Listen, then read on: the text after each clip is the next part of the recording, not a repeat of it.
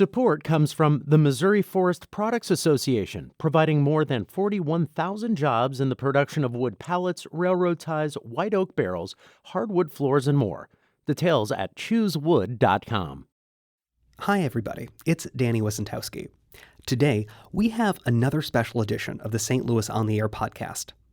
St. Louis Public Radio has launched a new podcast called Doin It Our Way about Black parents choosing to homeschool their children. Host Marissanne Lewis-Thompson has spent months exploring the reasons why more and more parents are taking such an active role in their kids' education and how it's affecting those children. Today, we're bringing you the podcast's second full episode. You can find the others on the St. Louis on the Air podcast, and we'll post the final third episode next week, Saturday. Or just search for Doin It Our Way wherever you listen to podcasts. Here's Marissanne. Hold on. Try to catch it. Oh, Honey Nut Cheerios. Complete silence in Miquilaue Young's home is very rare. She's a stay-at-home mom to 7 kids, and believe me when I say there's always someone who needs something. Mommy, can you cut my muffin? I'm going to put kielbasa inside of it. Okay. You're guaranteed to hear someone playing an instrument in the background. Then there's day-to-day stuff, the cooking, cleaning, and she's squeezed in being an entrepreneur. Her husband, James, says she's busy every second of the day. My wife puts it in. She doesn't get a break. And that, it can be very stressful on her. But she does it lovingly, willingly. So the stressful part he's talking about is Miquilaue homeschooling their 7 kids. Yes, 7. But this is something she's actually been planning for a long time. I always knew, even when I was younger, that 2 things. One, that I was going to home birth and that I was going to homeschool. Miquilaue grew up in Newport Beach, California. Her school was largely white. She was one of a handful of Black kids in her class. Her education was good, but there was this disconnect, right? She didn't feel represented in the things that she was learning. Black history was more like a footnote. And this disconnect finally came to a head while she was working as a social worker for the LA County Department of Children and Family Services. The majority of her caseload were Black kids, and she said with this reality that she can't relate to any of their experiences.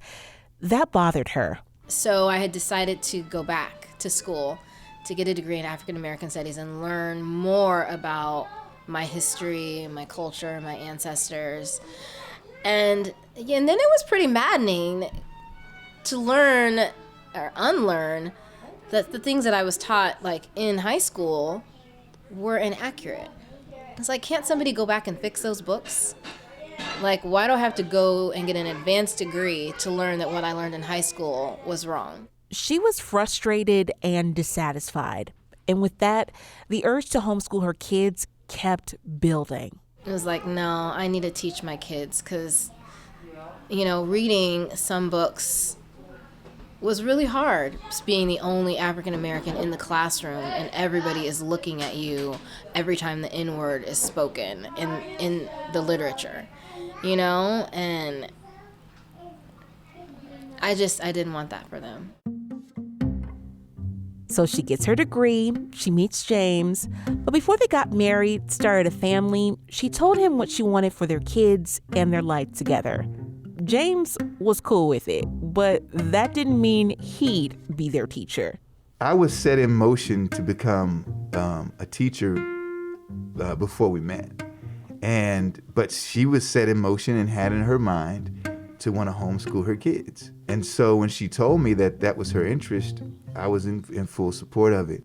Side note, James is a music teacher in the Ferguson-Florissant School District, and last year he was named Missouri Teacher of the Year.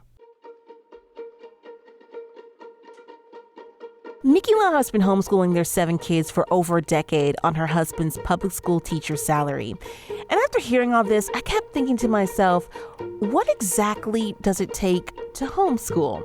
How do you teach 7 different kids with 7 different academic needs solo? Where does she get the curriculum? And how in the world is she able to do all this?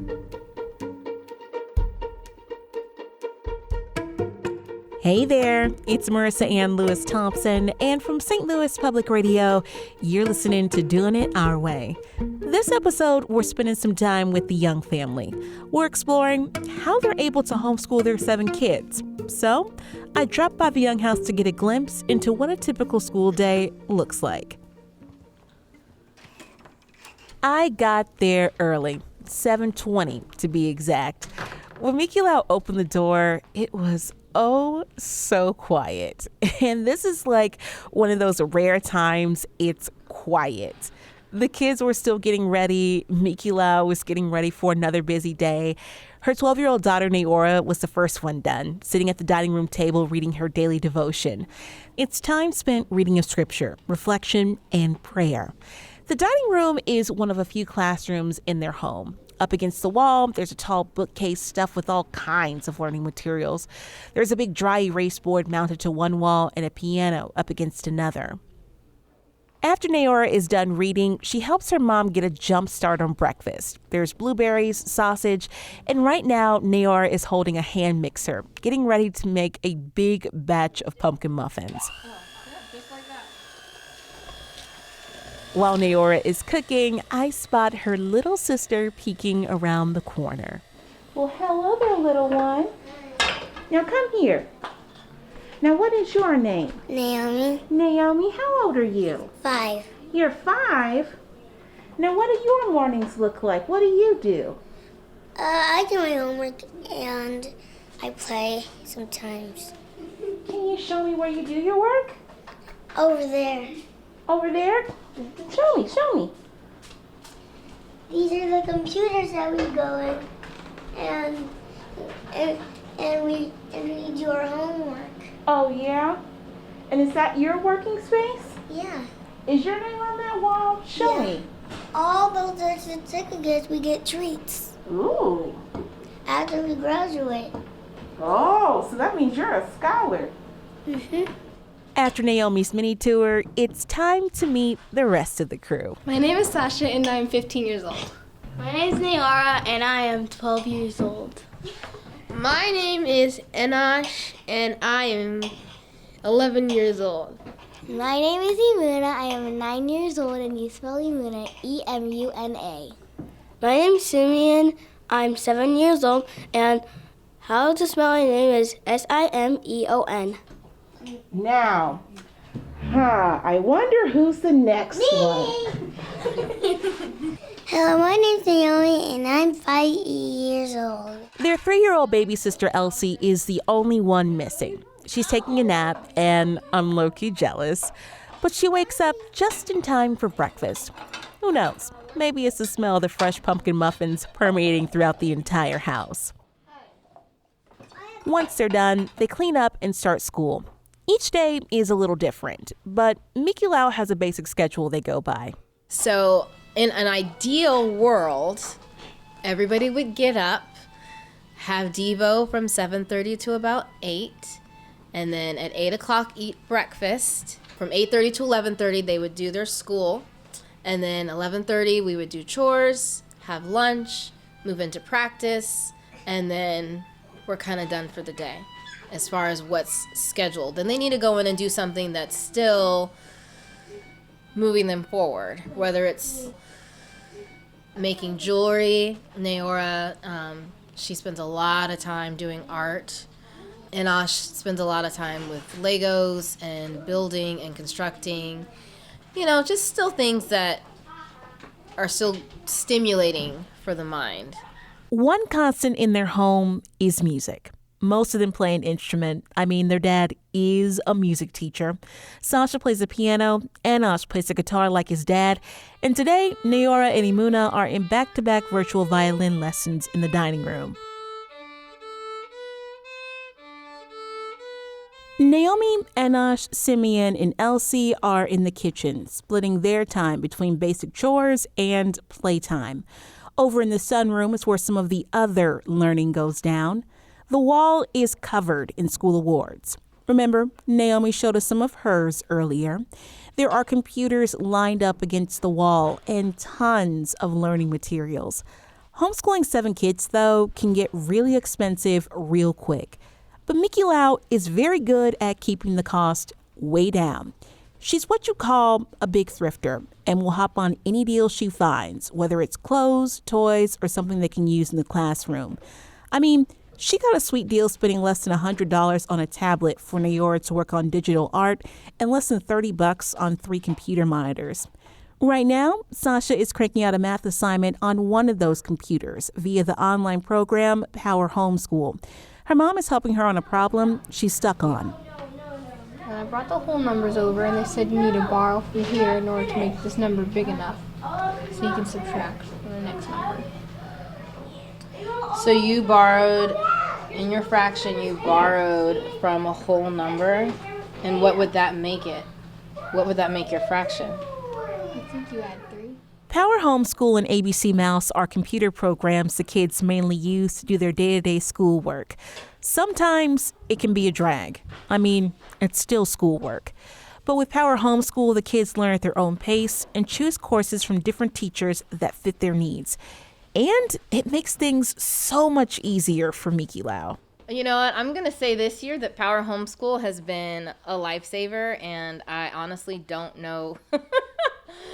Life was a little bit chaotic before that because it's always changing. It really is. Our curriculum is always changing, and I like that because we can find what fits. And Naomi and Elsie are obsessed with this ABC Mouse word game. Spoon, stick, stool, and skirt. Oh no! Now he's stuck again. Uh-oh, he's in there. So you have to rescue him? Yeah. What letter is this? Stop! I know, stop! You know? Stop! Now, don't get it twisted. They're not stuck in front of the computer screen all day either. They've taken field trips to Black Wall Street in Tulsa, Oklahoma, college tours in California, and Sasha even got to fly in a plane in the Young Eagles aviation program. I mean, there's experiences that I had as, growing up that I didn't want them to have. And there's experiences that I didn't have that I wanted them to have. So more exposure to their culture and more exposure to learning in a natural way that inspired them to continue learning rather than just regurgitating what they found in a book. But then there are also experiences that I had growing up as pretty much the only African American in my graduating class that I didn't want them to have. Those experiences always stay in the back of her mind. She doesn't want her kids to go through the same thing, and that's why she's intentional about everything she does, including cooperative learning, aka co-op. That's when a group of homeschoolers meet up regularly for some sort of academic enrichment class or social activity. But in some ways, it replicated what she was trying to keep her kids away from. And there was actually even a co-op that I had considered putting Sasha in this year, and when I got the reading list, they were reading To Kill a Mockingbird, and I was like, the classroom is not diverse. I'm not going to put her in that situation. So protecting her. Absolutely. I mean, and we have To Kill a Mockingbird, and someday she'll read it, but she's not going to read it being the only minority in the group, and as you're having group discussions about what you think is actually happening. That's not going to happen. The kids took a co-op class on Missouri history, but the curriculum neglected to mention the contributions of Black Missourians. So, Miquilaue decided to add her own spin to it. She loaded her kids up in the van and took a field trip to 2 historic Missouri towns, St. Genevieve, the oldest permanent European settlement in the state, and Kinloch, the oldest Black community to join the state. It started a conversation about disinvestment in Kinloch. I mean, there's barricades up where people just dump, and there's tires, and there's hundreds of mattresses piled up. Streets are grown in. My husband grew up in Kinloch, And so we have discussions about that. We have discussions about erasure and how one place is able to be completely, cared for and restored and, and preserved, and another that has great historical significance is turned into a dump.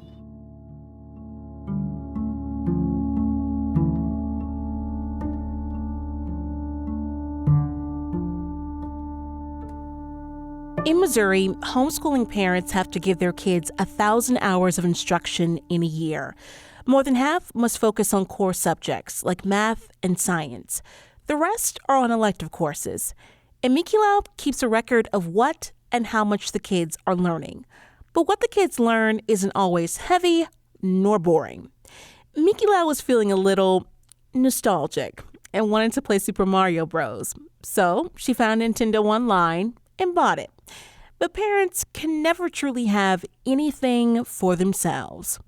And the kids just took off with it, right? Sasha's downloaded music, the piano music for Mario Brothers. Simeon started watching YouTube videos. Like, he knows the names of all the characters. Like, I didn't know the names of all the characters. So, like, they can give you, like, a play-by-play. This is the Goomba, and this is Koopa Troopas, and Boom Boom. Like, and Bowser. Don't forget Larry. Bowser. Yes. Don't forget Wendy. And don't forget... This went on for a while. But what really surprised Miquilaue was a Mario Lego toy set she bought for Simeon and Enosh.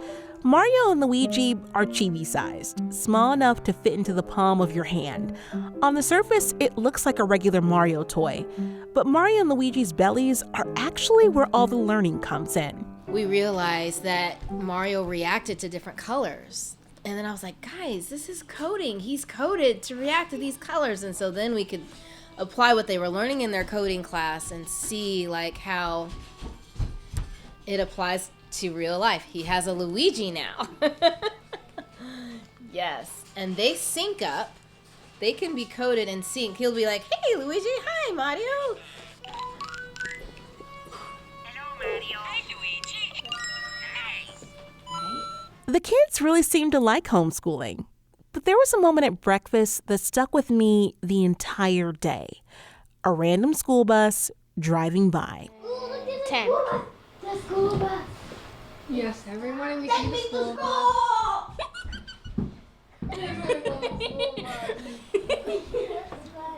Simeon.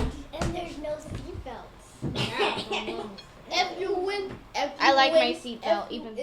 You never wear it. No, yes I do. Yes I do. I always have to remind you. Now tell me this, when you guys see the school bus come by, do you ever like want to get on so you can go Every to day. school? I only want to go for the School friends. bus! I only learned it out here because, like, if somebody asked me what could I change about homeschool, I'd probably say nothing because we already do everything. I get to read as long as I want. Yeah, sometimes too long. Miquilaue saw this whole thing go down, and I couldn't help but wonder if Miquilaue would even let them try a traditional school, like the one their dad works at. I'm not completely opposed, but I don't necessarily think that it would be to their benefit. So it would definitely be a deep discussion, and they would have to give me they would need to do their homework and give me some deep reasons why they wanted to transition to public school. Well, the kids had reasons, and they didn't hold back. It'd be cool to have a locker, though. That's what I've always wanted. Ooh, yeah. Oh, yeah. And a combination code, though I don't know how those work. Yeah, me neither. Now what about you? What would you like if you were to go to school? Everything. Except for the bullies. Everything except for the bullies. Track. Yes. Well, they have like. I wonder Have you ever wanted to go to school with your dad? Yes, I've asked we've him even tons of asked times him. when I was little. Can I go to school? He said it's for high We schoolers. can be an And then he assistant. moved to a different school. He said I was in middle school. He said it's for elementary school, and now he's teaching at a middle school. Like, can I still go? He said now you're in high school. But we could be assistants. Yeah. But I don't think I'm we'd be so allowed lucky. to. When he was teaching virtually, he did let me help one time though. Yeah, he let me help too. We got to sing. So was that like your first Yes, I got to see the experience? other students. It was kind of cool. So level with me here. Where do you all stand on it? Do you like homeschool? Yes, I love it. I love it. I love it. I love it. I love it. I love it. I love it. Or would you, like, do you actually want to be in a traditional school, like where your dad teaches, or? Maybe for a day. Yeah, maybe. I just want the experience, not to actually have it as my life. No, thank you. The Young family kept it real. Just like any other kids, there are still things they want to experience. But the truth is, not every kid who's homeschooled likes it. We'll get into that on the next episode. This episode was edited by Shayla Farzan and Shula Newman. Sound design help from Greg Montanu. I'm Marissanne Lewis-Thompson, and from St. Louis Public Radio, this is Doin It Our Way.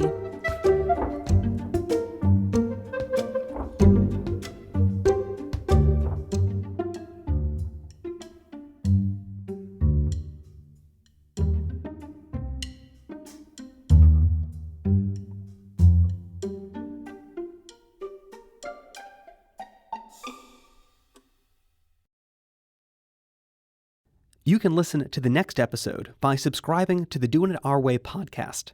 Find it wherever you get podcasts or at stlpr.org/ourway. A big thanks to Marissanne and the editors for allowing us to share these episodes. St. Louis on the Air is a production of St. Louis Public Radio, a listener-supported service of the University of Missouri, St. Louis. I'm Danny Wissentowski.